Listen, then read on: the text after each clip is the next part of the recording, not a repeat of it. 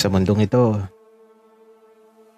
piliin mo ang umibig at magbigay ng tunay na pagmamahal sa taong mag-aalay rin sa'yo ng pagmamahal na tapat at di magwawakas.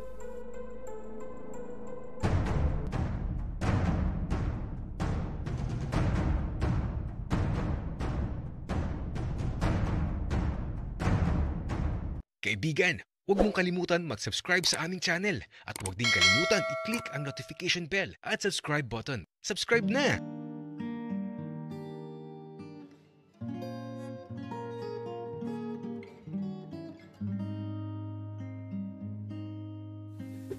Bago pa man magsimula ang araw ko,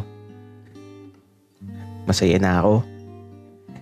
Ewan ko ba, basta masaya ako. Mahirap kasi ipaliwanag yung nararamdaman ko ngayon. Kakaiba lang talaga na tila ba nagbibigay ngiti sa puso ko na di ko maunawaan. Pero ang mahalaga, masaya ako. Uy, Miguel. Okay ka lang ba? Kanina ko pang napapansin na parang masaya ka. Ganun po ba, Tito Berto? Pero tama ka. Masaya talaga ako. Tsaka, ang sarap nitong kamatis at itlog na pula. Buti naman at nagustuhan mo, Miguel. Pero alam mo, ngayon lang ulit ako kakain nito. Bakit naman, Tito Berto?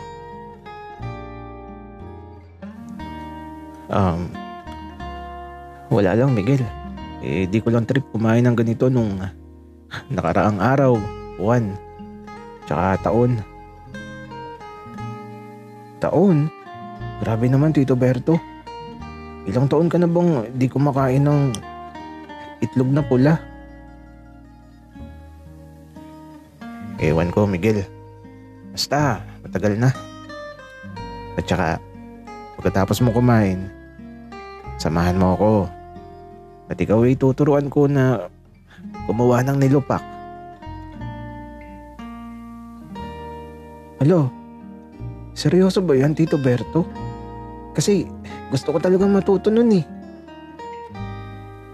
Bakit naman gusto mong matuto, Miguel? Kasi Tito Berto, nasarapan talaga ako dun sa ginawa mo nung una. Yung dala ni RJ na ipinatikim niya sa akin. Ikaw daw kasi yung gumawa nun. Ibig sabihin, nasarapan ka talaga, Miguel.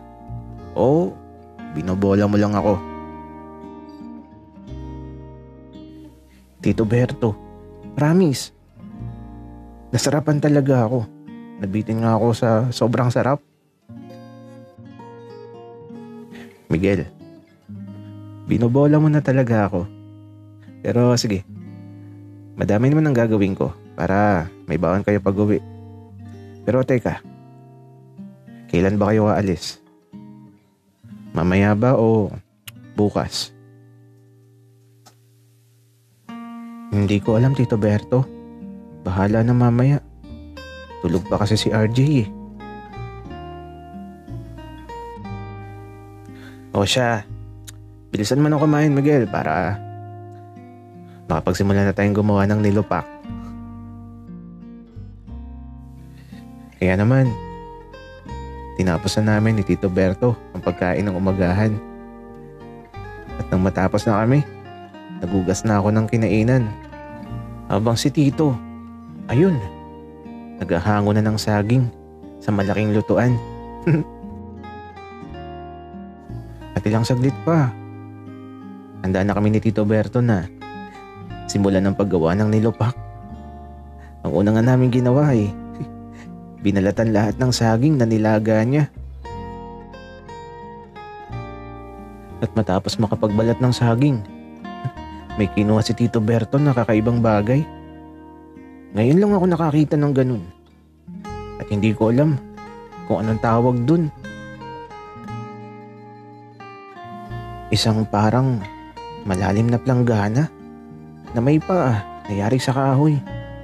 At isang parang barbell nayari din sa kahoy. Tito Berto, ano yan? Ngayon lang ako nakakita ng ganyan. Ito ba, Miguel?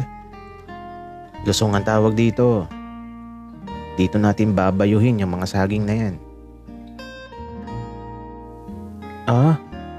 Lusong. Grabe, ngayon lang ako nakakita ng ganyan, Tito Berto. Parang pang sinaunang panahon pa yan ah. Tama ka, Miguel. Sa lolo at lola ko pa to. Panahon pa ng Hapon. Wow, ang galing naman, Tito Berto. Gusto ko nang subukan yan. Sige, Miguel. Subukan mo na. Halika dito. Tumayo ka dito tapos hawakan mo tong kahoy na gagamitin nating pangbayo. Agad naman akong lumapit kay Tito Berto. Tapos, ibinigay niya sa akin yung kahoy na parang barbell. At yung parang malalim na planggana. Nilagyan na niya ng saging tapos eto. Tumayo sa may likuran ko si Tito Berto.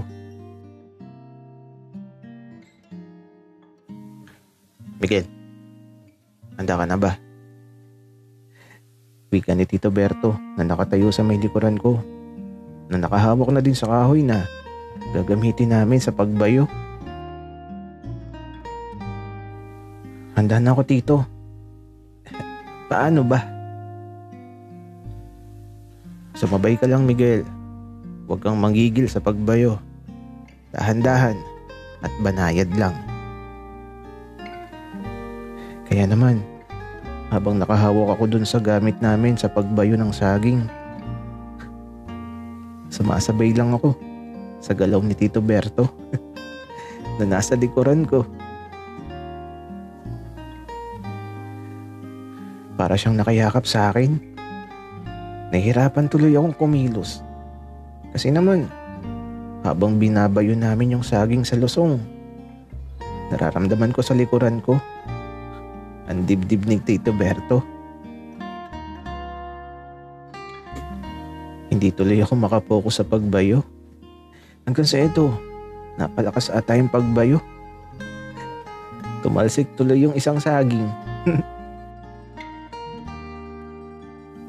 Miguel, dahan-dahan lang.